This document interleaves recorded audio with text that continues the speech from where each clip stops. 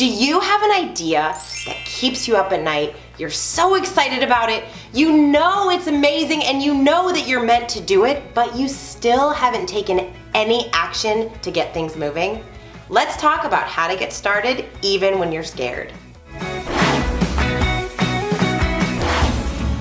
Whether you have a business idea, a passion project, or maybe you just want to start writing a blog or competing in a fitness competition, whatever it is, that little voice inside of you really wants to pursue it and really wants to do it, and you owe it to yourself to listen to that voice. In my business, I happen to work on a lot of different projects throughout the year, and some of my friends will call me and say, I feel like you're always trying something new and you're doing all these different things. How do you know that it's gonna work? I look in my crystal ball. No, I clearly don't do that. I have no idea if it's going to work because nothing is guaranteed and we don't know what's gonna work and what's not gonna work. All I know is that if I have an idea, I think through kind of like the pros, the cons, and if I really wanna pursue something, I figure out what's the one thing that I can do to get started. So let's take the example of a blog, because a lot of my friends tell me that they have a message, they have something that they really are passionate about and sharing, and they want to start a blog. Then they start talking about how they want to monetize their blog and get thousands of followers to their blog, which is great because there are a lot of people online that have figured out a way to do just that. But when we have that idea, like that blogging idea, we can do one of two things. The first option is to strategize and start reading blog post after blog post about how to get followers to your blog and how to monetize and planning and strategizing again. And you take all of this time, what are you doing? You're essentially just procrastinating and you're not taking any kind of action. And we do that for a number of different reasons. We do that because we're scared. We're scared to fail. We don't know if it's gonna work. We don't know what people are gonna say when we actually start doing things and putting it out there. And so we stop. So that's one option. You can do that. You can strategize and never get it done, right? Or we can do option number two, which is figure out that one thing that you can do to move forward. That for a blog would be to go on WordPress, set up a simple site, and start blogging. Actually start getting that content out. So you write a blog post and then you share it. And hey, you know what? Maybe the first blog that you do, you don't get anybody saying anything. And maybe even the second or third one. But over time, you're gonna be blogging, you're gonna be writing, you're gonna be sharing, and then over time you'll start to see that some people will actually start commenting. You'll start getting feedback. And when you start getting feedback, that's when the magic happens, because now you're starting to see what that blog is doing for other people. You start to meet and collaborate with other people that are out there that you wouldn't have otherwise met. And so when you start small, you'll start to see that these opportunities come about that you can't even envision right now because you're not in this space. So whatever it is for you, whatever you have a desire to do, it's inside of you for a reason.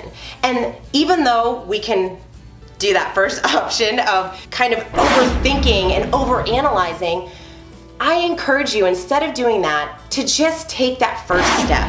Don't be fearful that it's not going to work. Don't be fearful of failure. We all are out there just trying different things, seeing what works, seeing what doesn't.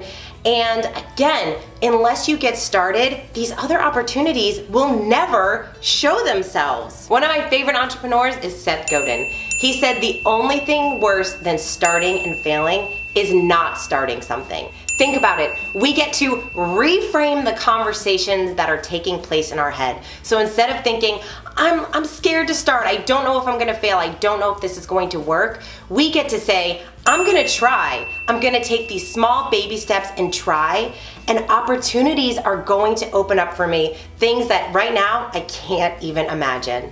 Another benefit to starting small is that we get to start experiencing what that kind of dream scenario is that we see in our head. So continuing with that blogging conversation, a lot of people that I speak to, they say, hey, I've learned about all of these people who have built up these huge blogs, and that's really what I want to do. I want to create this online business, and that's all wonderful. But that stuff took a lot of time and energy and effort and consistency. It takes some time to build those things up, and also you might not love it. Like, you might not love that kind of business. You might not love doing all of the things that it took for those people to get there. And the only way that you're really going to figure that out is if you start, and then you start to kind of see some of the strategies and tips that you're seeing people talk about online.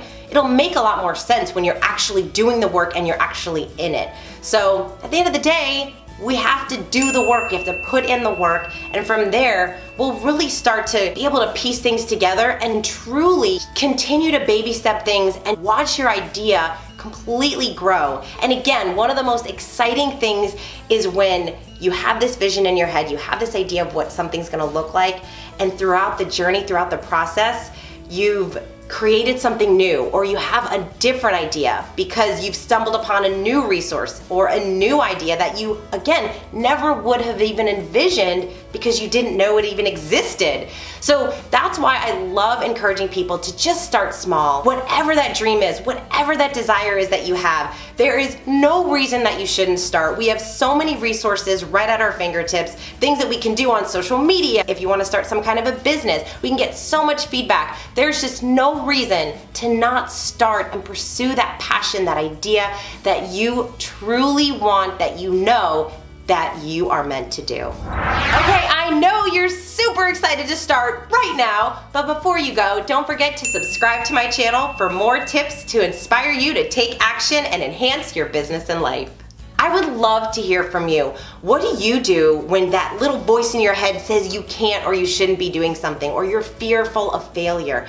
I know we all have that voice, and I would love to hear your strategies on how to continue to move forward and get started even when you're scared. So comment below and let us know. And if you have a passion project or a business or something you're pursuing, I would love to hear about it, so share that as well. Get pumped up. This is how I get pumped up.